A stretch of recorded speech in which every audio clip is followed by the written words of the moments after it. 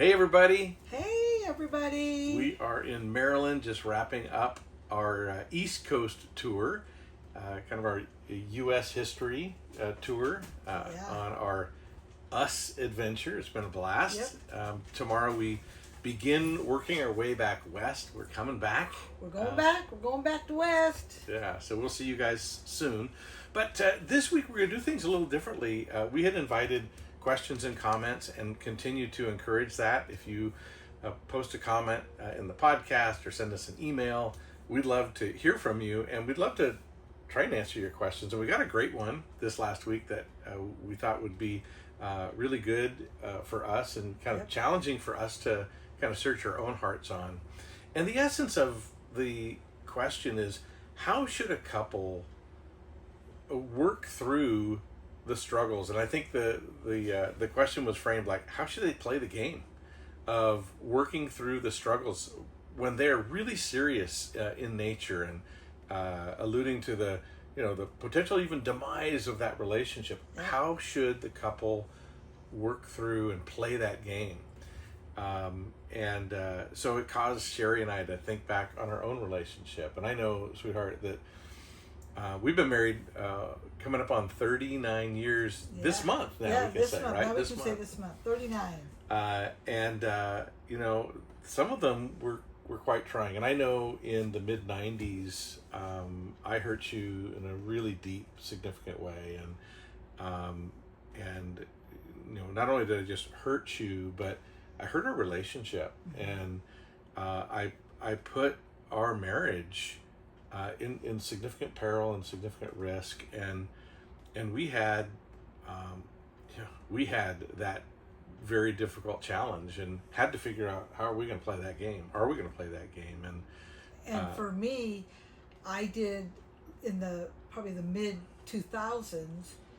I hurt Pat really bad and caused a lot of grief for him, and in our marriage it was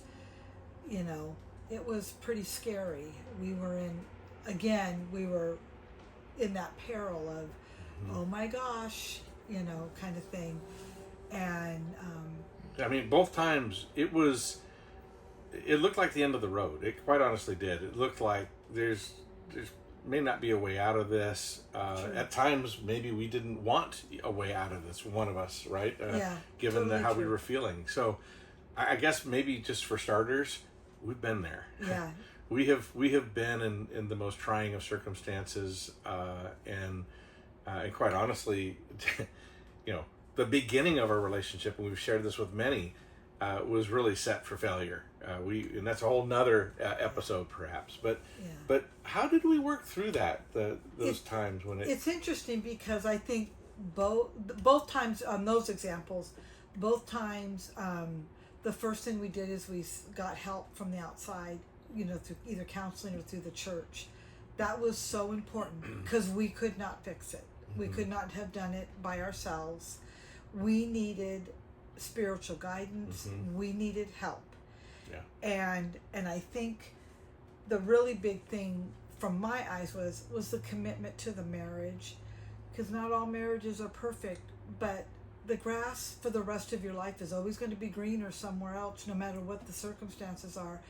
And it's always, I call it lollipops and rainbows, but it doesn't stay that way forever. So we, with the commitment to our relationship and our marriage and to God, we stuck through it and sought that help, and did our own personal journey of, I sought prayer, and I sought out people that I trusted, that I could talk to and say, okay, look what I did, or whatever, and to help me through the process. And I agree. I think it was actually, in the earliest days of our marriage, when our friends' relationships were failing and falling apart, we made a commitment to not let pride get in our way, for sure. and to make That's sure good. that when we needed help, we were going to get it.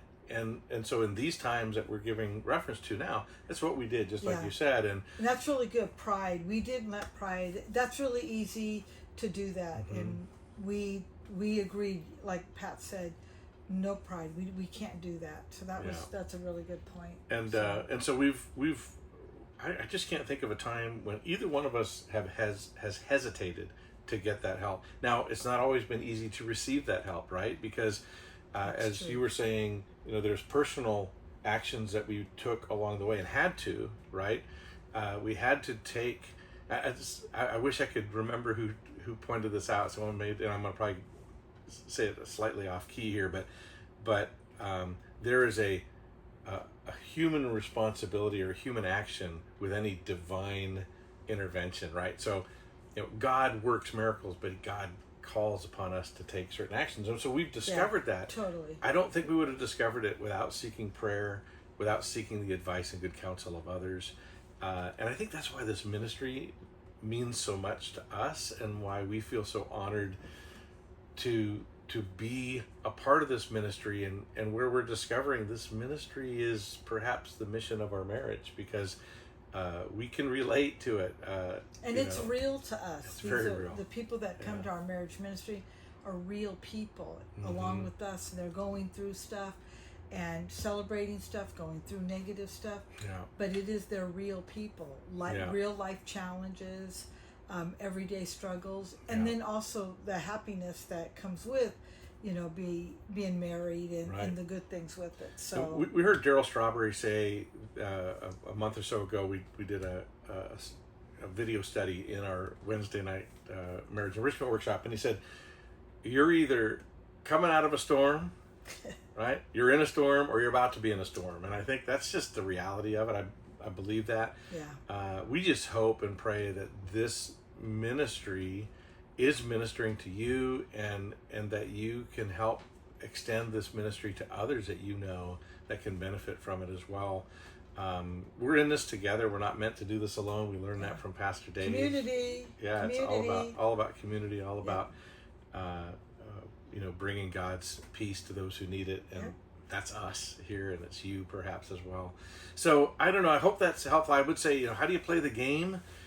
You play it with God. I've always said it's a lot easier to be married with God than without Him. Yep. And I think in these most trying times, when the future is full of uncertainties, the one thing you can be certain of is God's love and God's commitment to us. He chose us, and so we just have to choose Him in those moments as well, and put our trust in Him, and that includes putting our trust in others who share our godly values. And so I hope that's helpful to you, and it was good for us to reflect back on that as well. And thank you for the question, and keep them coming. If we can answer them or share, we have no problem doing that. So we hope you guys have a great Saturday afternoon. It's late back here, but I hope you guys have a great weekend. Trust in God. We love you. Have a good weekend. Bye, everybody. Bye.